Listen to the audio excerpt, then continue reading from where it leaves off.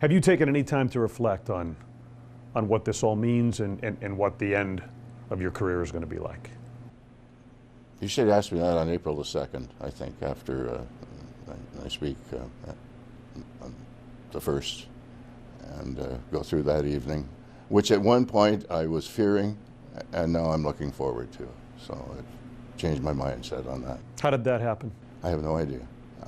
Just as I went along and realized the number of people who are, A, asking me not to retire, and B, almost threatening me if I do retire. And it's just, I've had such a great association with the fans over the years that I almost feel like I'm bailing out on them, you know, like I've done something bad. After 51 years, I can't imagine that they would feel that way. Oh, no, I don't. I'm sure they don't. Oh, no, I'm not putting the onus on them. It's just that I get the feeling sometimes, you know, that, gee, maybe I should have stuck around for a little bit longer. But that connection is so unique. I mean, there are examples of other broadcasters, there's examples out there of others, but I think you're in a class, if you're not by yourself, you almost are, in terms of your relationship with this community and with this fan base. Yeah, I don't think it'll ever happen again in any sport, really. How can you go half a century with a team, same team, not just the same sport, but the same team for all those years? And now you wonder why I get asked if I'm a homer or not. Yeah, so what is it to you anyway? I've always admitted I was a homer. Of course I am. I'm proud of it. You must have some appreciation for what you've accomplished and what you've meant to this community and to this sport and to this fan base. Yeah, I think I do. Just from the reaction of fans. You know, if I just go to Wegmans or Tops or something like that, even wearing a mask, they've managed to figure out who I am. And everybody's really nice about it. I know that I was in Wegmans, I guess it was, one day, and a little fellow came up to me and said, RJ, Mr. RJ, can I have a picture with you? I said, got any money? Hey, Ma, he wants money all over the store. And I'm trying to hide my head. He got me good. That'll teach me to keep my mouth shut.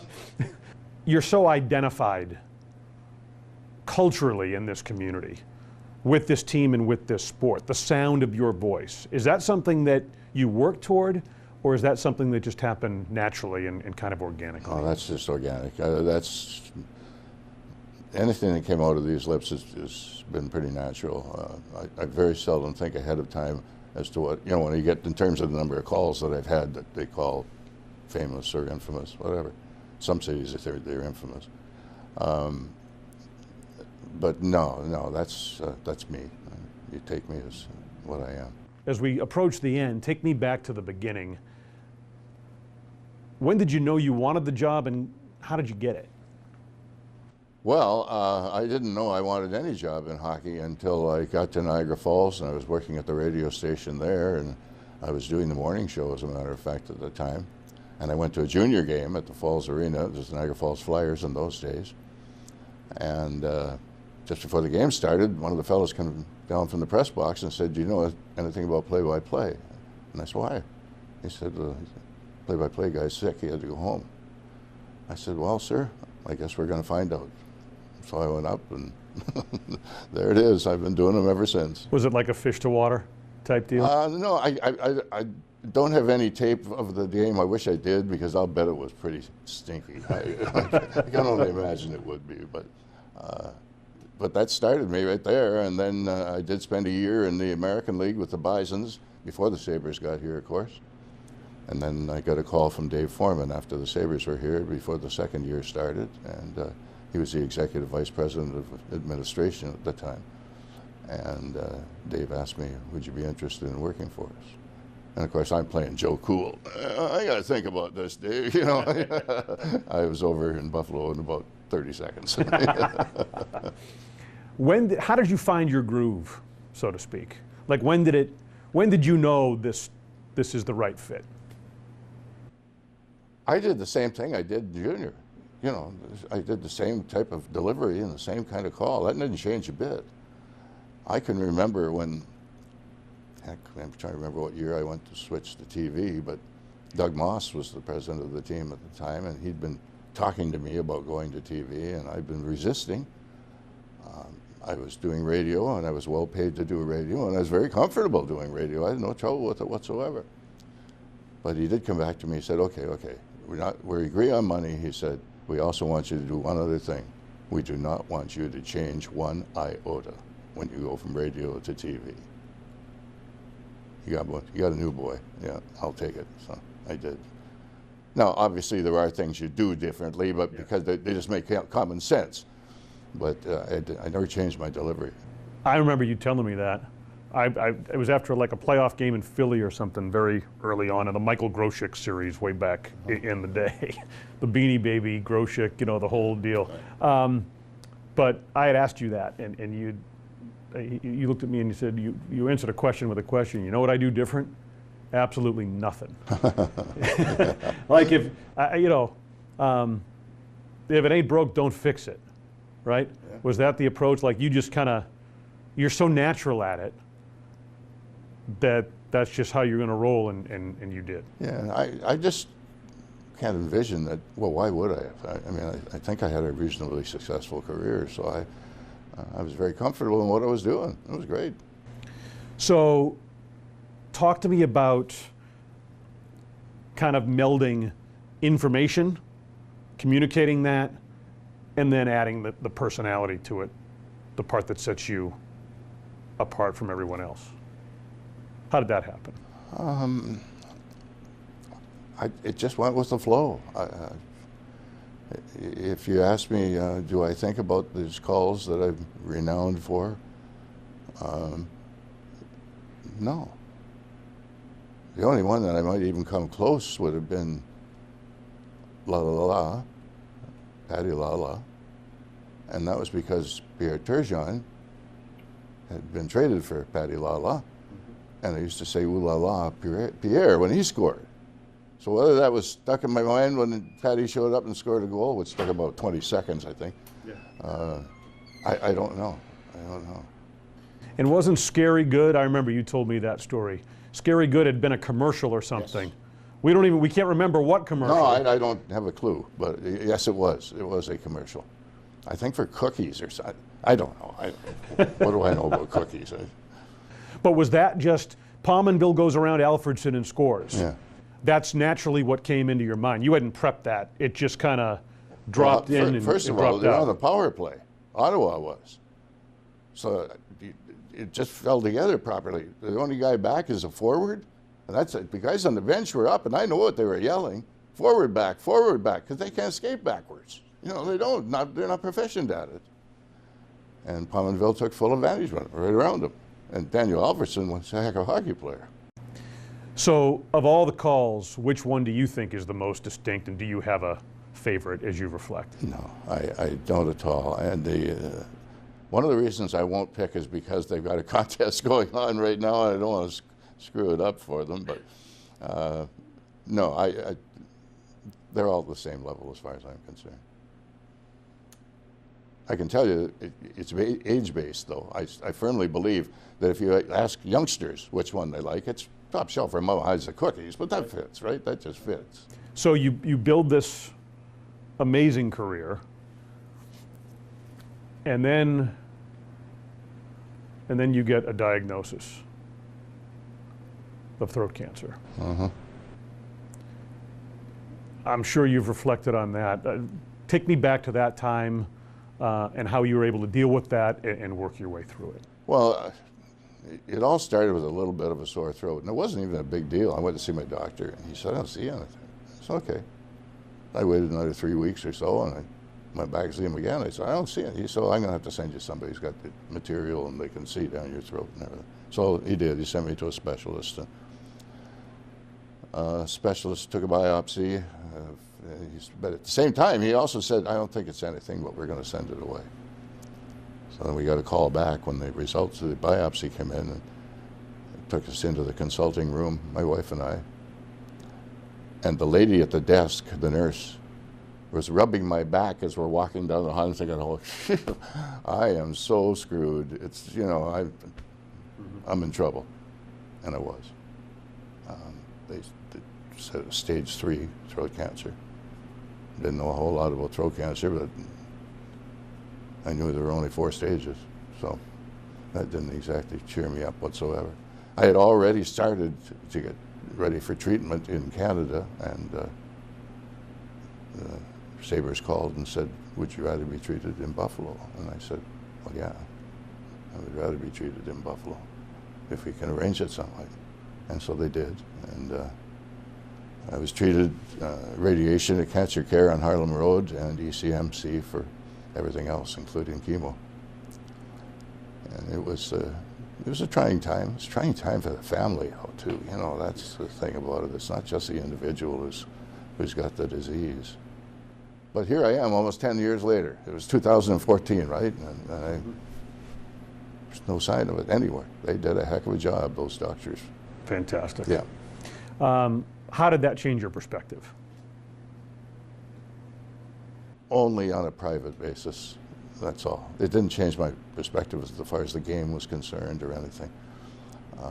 I can tell you that I came back one night here to the building before a game. I was not broadcasting the game, but it was the first time I'd been seen in public since the treatment had ended. And Jim Kelly was here that night too to accept some award or whatever it was. So we both went out on the ice, and I dropped the puck for the start of the game. But before the game had started, Teddy Nolan, who was coaching at the time, said, can you guys come in and give the team a pep talk? I said, sure. And Kelly said, sure. So we both went in. Jim spoke first, and I spoke second. And the team promptly went out and lost. I'll never be invited back, Kelly. You and me, we're both on the list. The relationship you have with the fans, obviously they love your work. Talk to me about the support you got from them during that time. Oh, boy. So the person to talk to would be my wife, really, because she, you know, the Sabres did everything, including setting up a special website or a special email and everything. But she would go through all the messages because there's just too many for me to. And quite frankly, at that point in time, I was on drugs coming up my ears, and I just wasn't interested.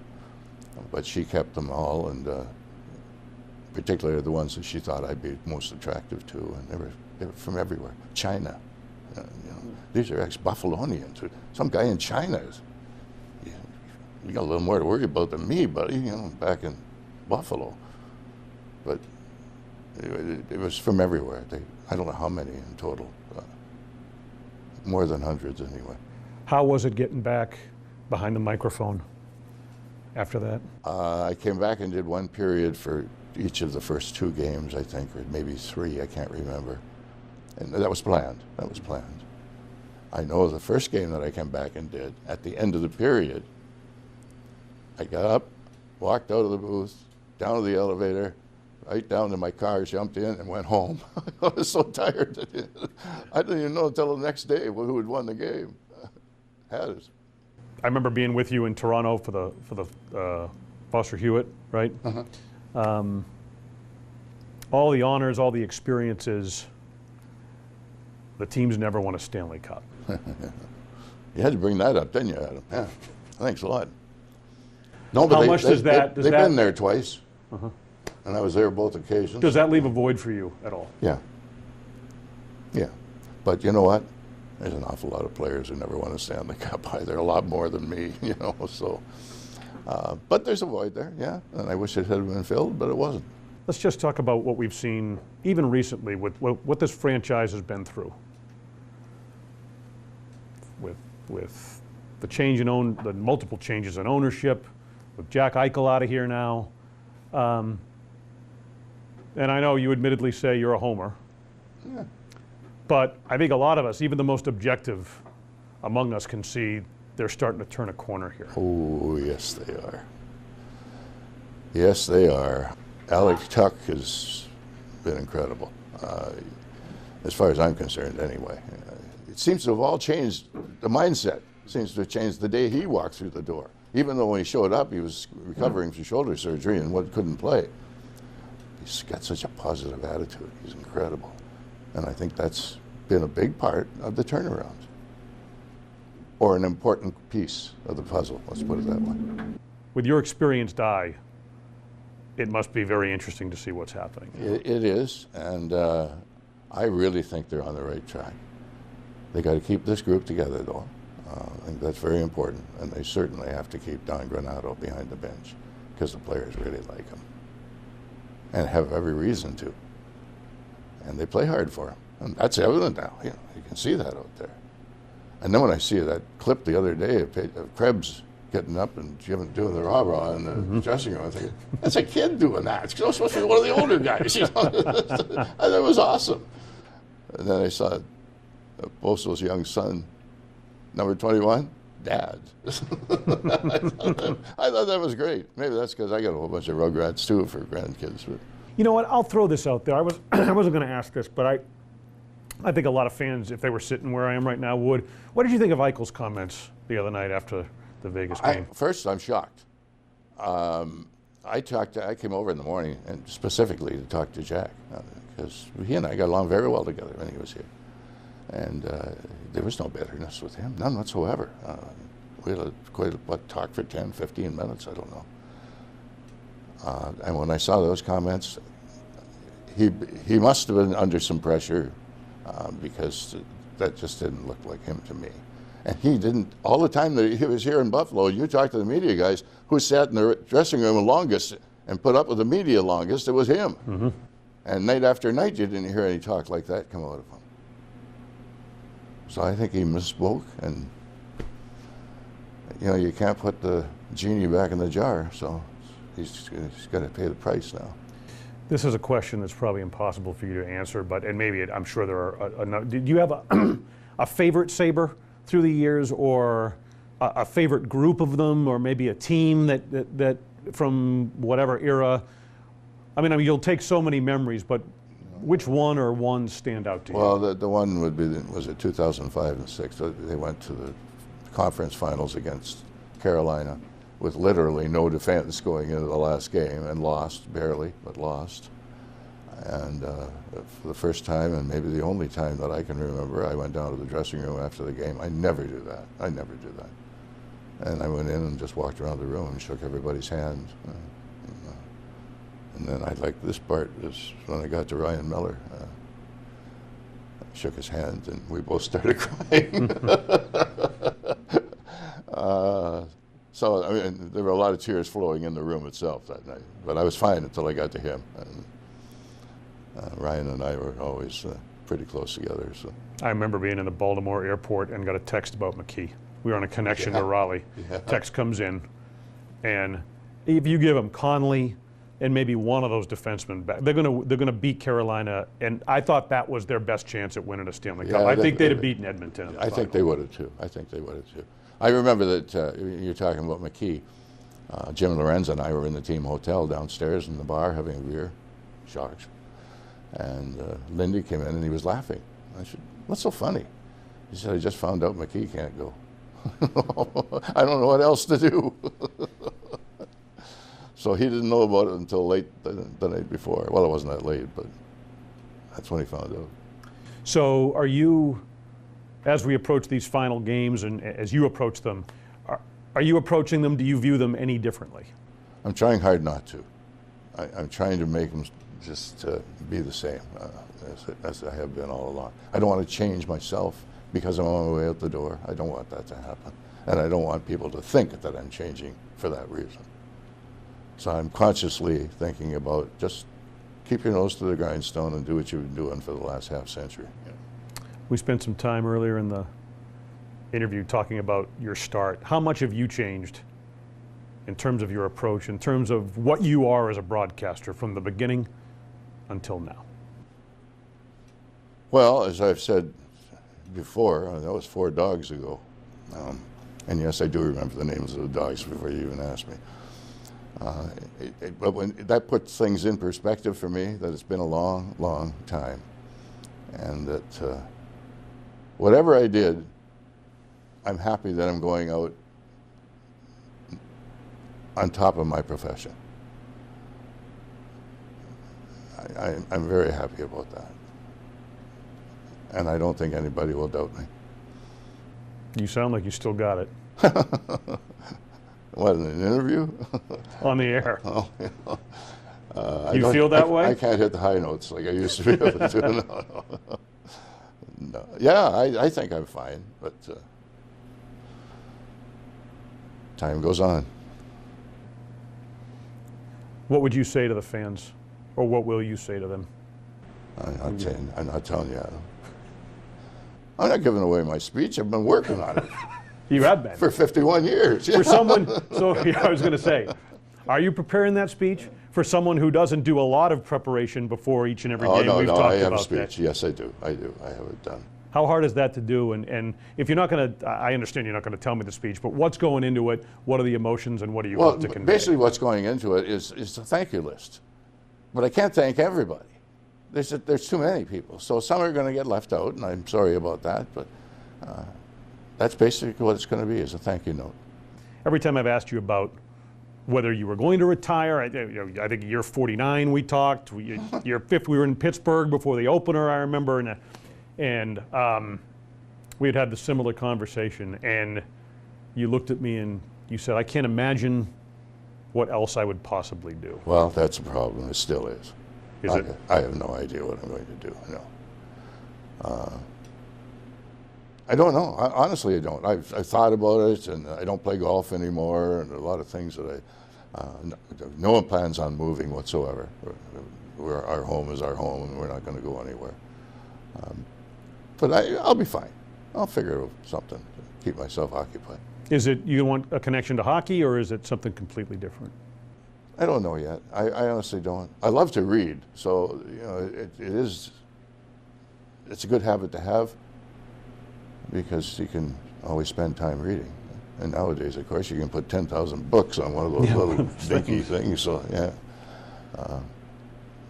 I honestly don't know though. I don't know what direction I'm heading. I don't think I'm the only person who's getting ready to retire that has that issue either. No, I don't think you're alone at all. No. Thank you for your time. You got it, man. I really appreciate it. No problem. Gentlemen, you got a question? Anyone for Rick? Well, just the only thing I could think of was just, you have to love something, obviously, to do anything that long. So why? Why do you love what you do? Well, I don't know anything else. I would have to start from scratch with anything else. I mean, after 51 years, and I'm not going back to school, so I didn't even graduate high school, for Christ's sake. You think you'd take a run back at that again? No, there's nothing else I want to do.